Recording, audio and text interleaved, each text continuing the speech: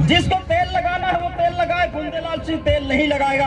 हम तो आर पार की लड़ाई लड़ने वाले लोग हैं। मुझे 50 करोड़ रुपया दे रहे थे कि तुम भारतीय जनता पार्टी में चले जाओ। आपके आशीर्वाद से उसको हमने लात मारा और आपके आशीर्वाद, आपके चरणों को पकड़ के मैंने रहा। मुझे एक नहीं 2 बार 3 बार इसने आशीर्वाद बनाया है। जहां इसका खून बहेगा, कुंदेलाल सिंह मार्को का खून बहेगा। मैं यम किसान का बेटा हूं।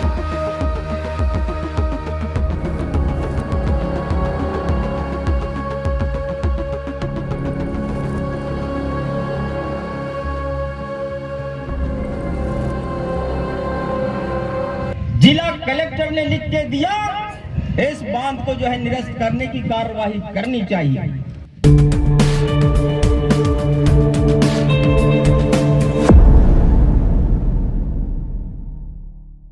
और कलेक्टर को निकलना पड़ा और लिख के देना पड़ा। राज्यपाल को हम लोग ने ज्ञापन सौंपे, जिला कलेक्टर ने लिख के दिया कि ये जो बांध के बारे में जो पुष्पराजगढ़ की जनता विरोध करती है, इस बांध को जो है निरस्त करने की कार्यवाही करनी चाहिए। ये लिख के दिए कि नहीं? और हमारा जो अध्यक्ष रखा है उसको, और सब जब यही बातें हमने मध्य प्रदेश की विधानसभा में उठाए। आदरणीय साथियों सुन लीजिए, और यही जब विधानसभा में जब उठाए, जब पेशा एक्ट इनका अधिनियम पास हो चुका था, हमने भी विधानसभा में रखा कि आपका जब पेशा एक्ट पास हो चुका है और जब शोभापुर बांध और वहां जब पर डे हर वर्ष ये बात उठती है कि जब वहां बांध बनेगा, जब सारे अधिकार आपने किसानों को दे दिया, ग्राम सभा को दे दिया, तो क्या आगे आने वाले समय में ये बांध बनेगा कि नहीं बनेगा? ये हमने विधानसभा में रखा।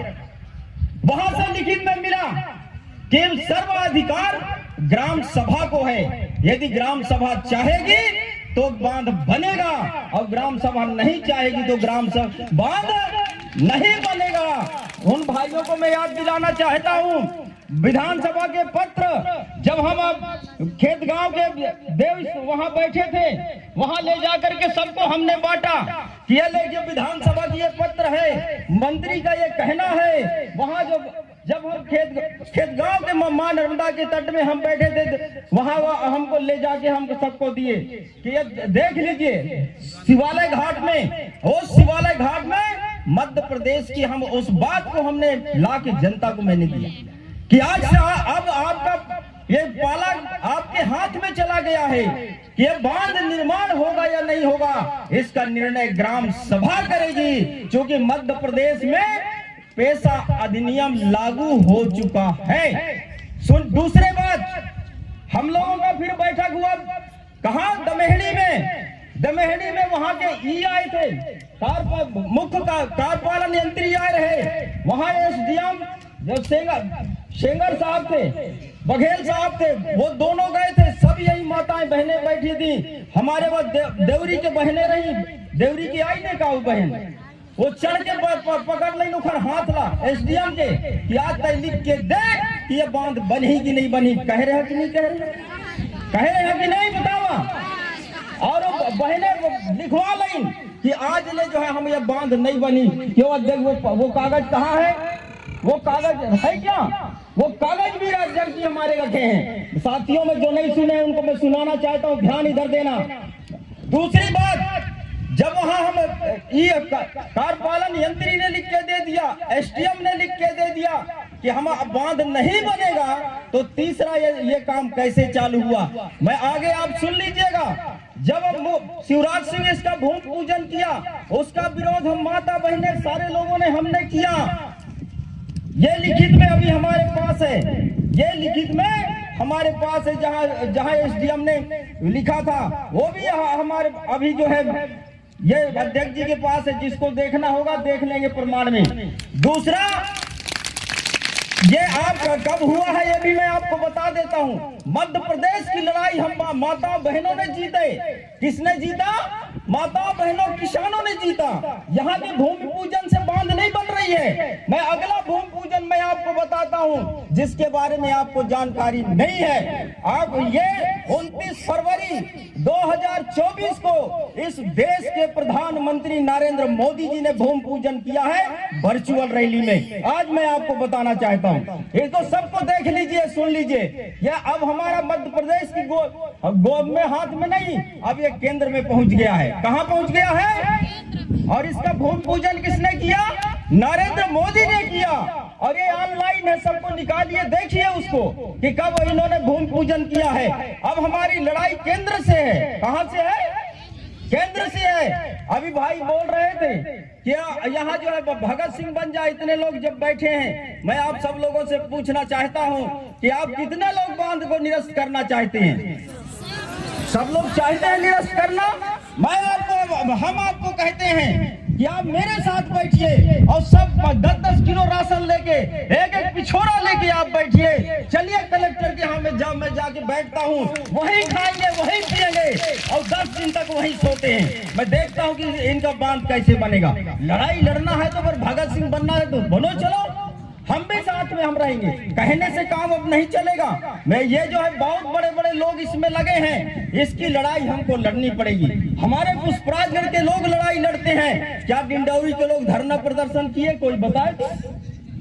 क्या थोड़ा सा करेंगे छाई छुई, ओके बाद फिर चुप। वहां जो ये सब नहीं हो रहा है। मैं आपको कहना चाहता हूं कि आप हमारा अगला लड़ाई अब होगा, अगले लड़ाई होगा अनूपपुर के कलेक्ट्रेट में होगा। सभी लोग जो है 10-10 किलो जो है राशन लेके चलेंगे, एक छाप अपने साथ पिछौरी लेके चलेंगे, बाल बच्चों सहित हम बैठेंगे। इस देखते हैं कि इसकी ताकत कितनी है इस सरकार की कि हमारे जल जंगल जमीन कौन हमसे छीनता है। इस उद्देश्य से और सर में कफन बांध के चलिए और लड़ाई लड़िए, मैं आपके साथ हूं। दूसरा बात मैं आपको बताता हूं कि अभी सरकार क्या कर रही है। तमाम टीवी और चैनलों में आप लोग देखे होंगे। अभी सिंगरौली में जहां हमारे आदिवासी लोग थे, उस आदिवासी समाज के लोग जहां निवास कर रहे थे जंगल में 5 लाख पेड़ यही सरकार कटा दिया। कितना? 5 लाख पेड़ कटा के और अडानी को दे दिया वहां कोयला खोदने के लिए, और माता बहने आदिवासी वहां से विस्थापित हो गया और आपका पैसा एक्ट वहां खत्म कर दिए।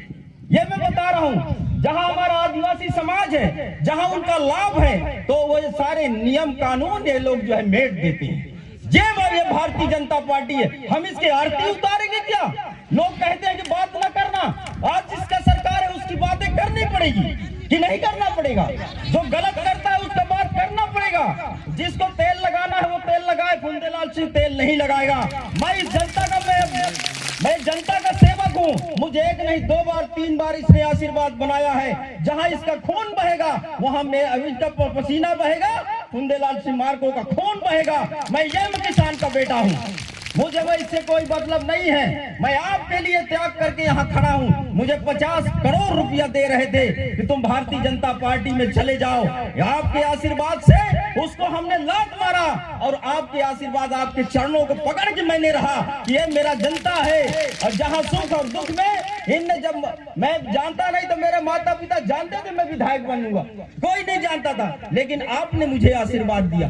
जहाँ आपका पसीना बहेगा, फुंदेलाल सिंह अपना शरीर आपके लिए मैं समर्पित किया हूं। मुझे कोई लालच नहीं है। इसलिए मैं आप साथियों से कहना चाहता हूं, हमने विद्यार्थी जीवन से इस लड़ाई संघर्ष करना सीखा है। आज भी हम संघर्ष करते हैं। आने वाले समय में ये बांध क्या, हम आपको बता दिया हूं कि अभी यही केंद्र सरकार 3 काले कानून पास किया था। मेरे भाइयों वकील साहब लोग सुन लीजिए, किया था कि नहीं किया था?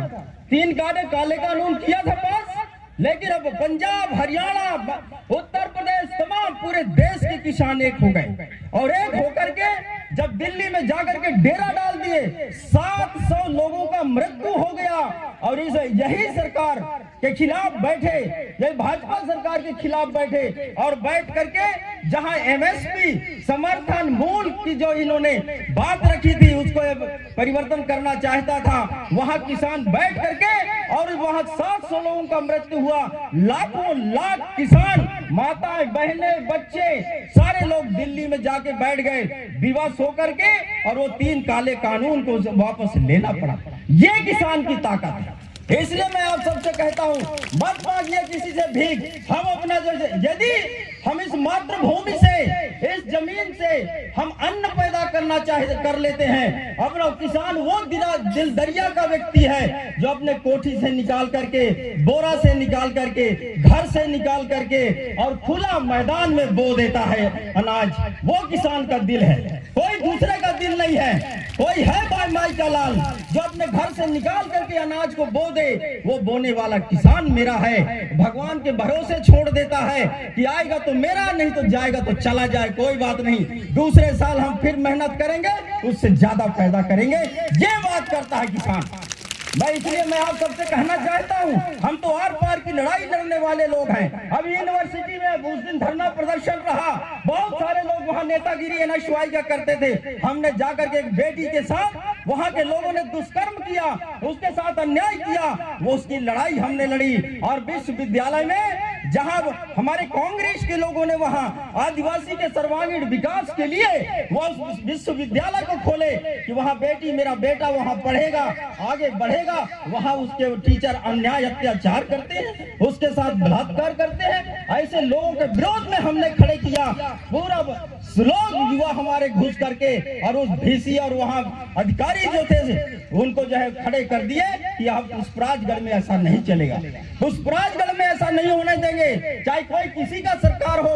अन्याय अत्याचार यहाँ पुष्पराजगढ़ में अब चलने वाला नहीं है। ये माई नर्मदा की धरती है, ये वे पावन धरती है। और मैं आपको कहना चाहता हूँ कि अब पुष्पराजगढ़ में वही जन्म लेगा जिसकी अमर आत्मा है। ये अमर आत्मा लोग बैठे हैं जो मां नर्मदा की कोख में जन्म लिए हैं। इसलिए मैं आपसे कहना चाहता हूँ कि लाखों लाख लोग मां नर्मदा की परिक्रमा करते हैं, लाखों लाख लोग मां नर्मदा की परिक्रमा करते हैं, जिनके यहाँ मां नर्मदा नहीं है। हम तो मां नर्मदा के उद्गम स्थल में हैं, इसलिए हमारा सबसे ज्यादा अधिकार पुष्पराजगढ़ वालों का है।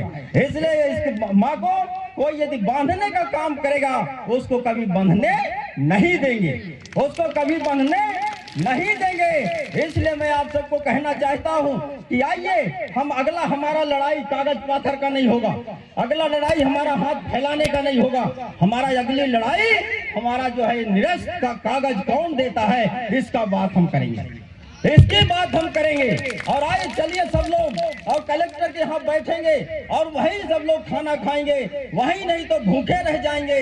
वहीं वो पहले सियाने लोग आवे, बढ़िया रोटी जो है पान में पोत के धर ले, 4 दिन खात नहीं, वही लोग पान वो बना बना सब लोग रोटी में धर लिया और 4 दिन 5 दिन वही रोटी में सब लोग खावो। और वहां जाके जब तक निरस्त का कागज नहीं मिलेगा तब तक हम वहीं बैठे रहेंगे।